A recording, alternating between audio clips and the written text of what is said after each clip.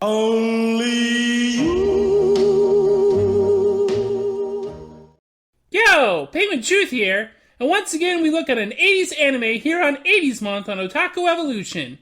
I'll be dusting off the old summarize and snark blow-by-blow approach for this feature, since it's pretty straightforward, and there are some interesting plot details that make more sense in context with the rest of the movie. Anyway, let's take a look at Urusei Yatsura.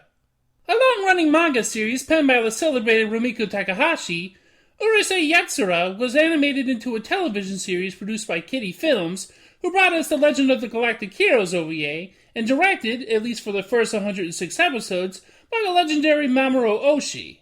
So the series has pedigree. The series revolves around bad luck magnate Ataru Moroboshi, who is chosen at random by an alien race to represent humans in a contest to determine whether or not said race will conquer the Earth. All he has to do is grab the horns of Princess Lum in a tag contest. During the contest, Ataru struggles because Lum can fly, and he obviously cannot. So what's a guy to do? Well, the lecherous Ataru takes her top, causing her to falter, and he takes advantage of the situation to win the day. However, misunderstanding his ramblings about marriage to a friend promised to him if he won the contest, Lum accepts his proposal and decides to move in with him.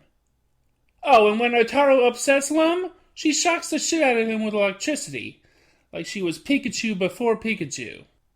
1983's Urusei Yatsura, Only You, Mamoru Oshii's theatrical film directorial debut, was released during the second season of the show. Only You is, unlike Oshii's later work, radically unradical. It being early in his career, he hadn't yet established his directorial style, and thus the movie feels like it wasn't only not directed by Oshii, but that it's merely an extra-long episode of the TV show. Maybe that's why Rumiko Takahashi likes it the best out of all the Urusei Yatsura movies. Tomibiki High School is pulsing with rumors about the upcoming wedding of Ataru. Apparently, invitations have been going around announcing the marriage of Ataru to somebody named Elle. Elle? Elle? Elle? Elle? Elle? Elle? Elle? Elle? Elle? Elle? Elle? Elle? Elle? I am Elle. While some people at school who are concerned with Ataru breaking Lum's heart have decided to torture him out of punishment. But Ataru doesn't even know who Elle is, never mind being engaged to her. When Lum finally catches wind to this engagement, she's definitely unhappy about it, but if anyone's going to punish Ataru, it'll be her. Suddenly, a spaceship descends from the sky, from which a beautiful woman emerges. Naturally, Ataru mistakes this stranger for Elle, as well as Elle's nanny, who seals him in a special barrier that will repel Lum's attacks.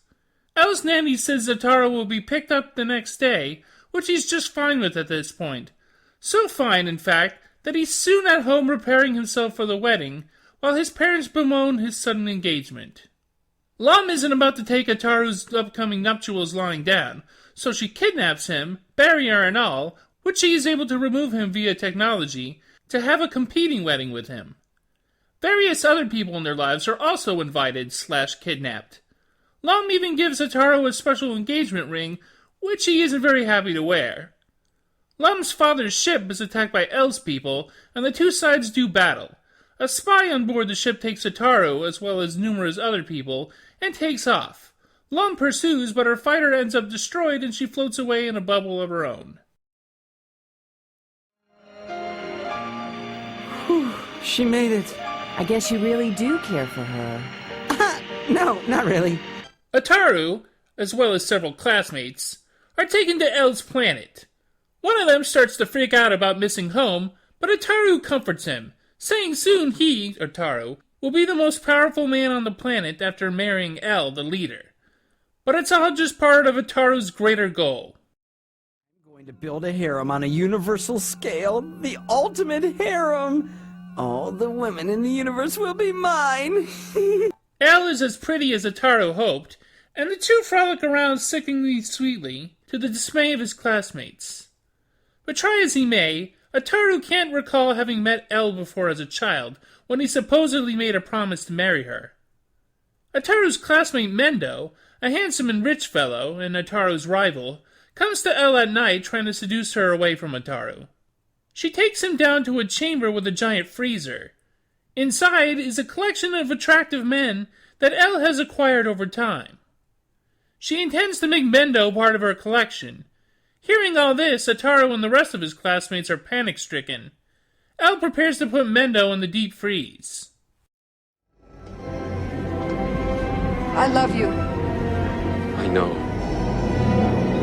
Fortunately, Mendo is saved by Shinobu, one of Otaru's other classmates.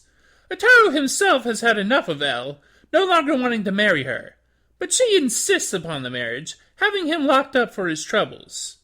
The next day, the wedding begins, with Ataru forced into the situation. The wedding is broadcast throughout planet Elle.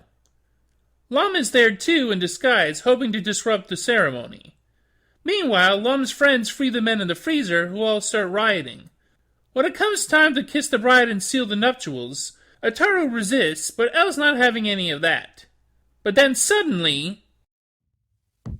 Darling! Darling! Darling! Well, things become chaos as Lum and her allies scramble to snatch Ataru from Elle's grasp. And in all the mess, somebody accidentally activates a time machine? A what now? So, Ataru, Lum, Elle, and some others get teleported back in time when Ataru and Elle met. Now, apparently on Elle's planet, stepping on another's shadow is considered a marriage proposal. I guess they have to be extra careful. And Ataru supposedly stepped on Elle's as a child.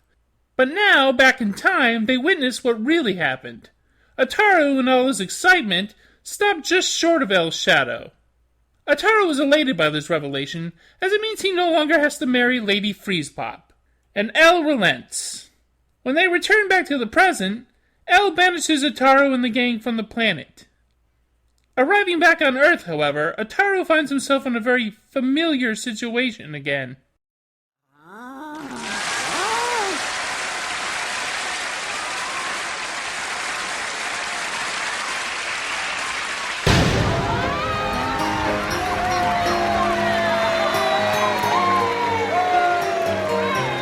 Anyway, Ataru finds himself in a wedding with Lum, which he's reluctantly cool with at first, but then freaks out and runs away. Lum and others give chase, and the movie ends. I have been informed that I would be more familiar with the characters in certain elements if I had actually bothered to watch more than a couple of episodes of the TV series. The rest of my knowledge comes from a Wikipedia entry on the characters. I can hardly blame the movie for its impenetrability. I mean, it's a fan service movie for longtime viewers of the series, not for a newcomer like me looking to sample and make references to other media. It would have been nice if they had established the time-traveling thing sometime earlier in the movie than it came in, but who am I to complain? Sure, the plot and the emotional depth of the movie is shallow, but what are you expecting? It's from a comedy, and that's basically what it remains. It's a piece of fluff, but it's a fairly well-constructed piece of fluff, with your basic but tried-and-true dramatic structure, rising action, falling action, etc. And more than that, it's pretty funny, too. Smash the wedding ceremony! No! There's no way I'll be your second lover! Oh, you lucky stiff! I'm number 99,202! Is it just me, or is there kind of a lack of catharsis from watching the conclusion to this movie? I mean, Elle discovers she isn't bound to marry Ataru after all, but that's the worst thing to happen to her. We're talking about a lady who caused quite a ruckus and, had frozen thousands of men for her collection, and she seems to get off pretty lightly for that. We're clearly intended to sympathize with her after she sees Ataru never stepped in her shadow. Sure, she lets everybody go back to Earth unharmed, but she was still a shady lady. And the movie really is just a long episode of the television series, as I mentioned before, with few artistic flourishes outside its usual hijinks. This is disappointing because when you have Mamoru Oshii and you give him a movie to direct that's just an extended episode, you're kind of wasting his talents when that TV series is Urusei Yatsura. You could argue that this is before Oshii had established his trademark style, But even Oshii himself was disappointed with this movie, admitting that it had failed to be a film. And, watching this feature, it's hard to argue otherwise. Well, despite that, Only You wasn't a hardship to bear. It had its fun, even if it was a surface-level fun. Maybe that's just what Urusei Yatsura was intended to be to begin with. Nothing complicated, just good, hearty fun. Next time, we'll take a look at something a little more complex. With Miyazaki, it usually is. Until then, see ya! Lum, you have to think of the circumstances. I mean, romance is not everything that there is to life, after all. Go! Die for the sake of love! Die for the sake of love!